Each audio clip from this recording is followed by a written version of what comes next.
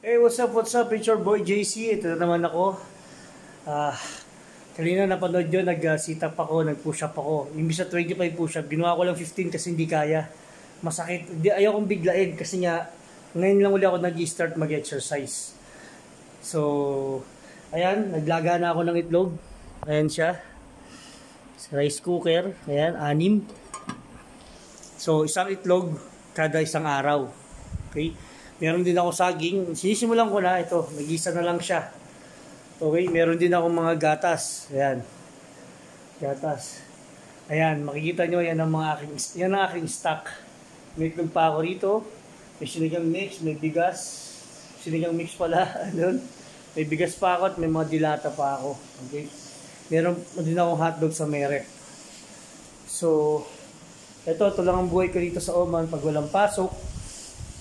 Pag-uwi pala galing trabaho, naglilinis, nag-ayos siya, nag-iipon ako ng tubig. Kasi minsan nawawala ng tubig dito sa accommodation na napunta ako. Minsan pinapatay yung tubig sa taas kasi nga sira yung tangke, tumutulo. Okay, tapos ang kuryente rito, tawag doon na binabayaran namin ng 50, yung 50 na yun, 50 Omani na real. Yung 15 na yung kailangan paabutin namin ng 1 month. Ngayon, pag yung 50 real na sumobra, kami na magbabayad nung. Kaya bawat rito, bawat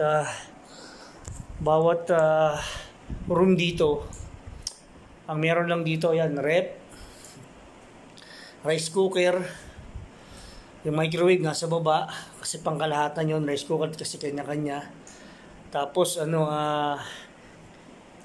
yung iba may laptop, iba walang laptop. Walang may TV rito. Meron, may TV, isa lang.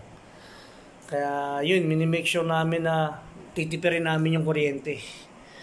Kaya ako, minsan sa cellphone na lang ako nanonood eh. Cellphone na lang ako send ng email, nagbabasa ng mail ko.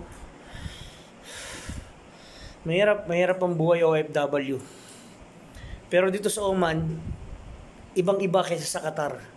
Sa Qatar, mas okay pa kasi makakadiskarte ka pa. Dito, mahirap, hindi ka makakadiskarte. As in, sobra. Kaya ang ginagawa ko tipid-tipid ako muna. Tipid-tipid dito. Mataas kasi yung value ng pera. Yung cost of living din napakataas pala rito. Hindi katulad sa Qatar. Sa Qatar, sakto lang, makakaipon ka. Hindi naman ganong mahal yung mga pagkain. Hindi katulad dito na talagang bihira ka bumili ng mga beef, ng pork.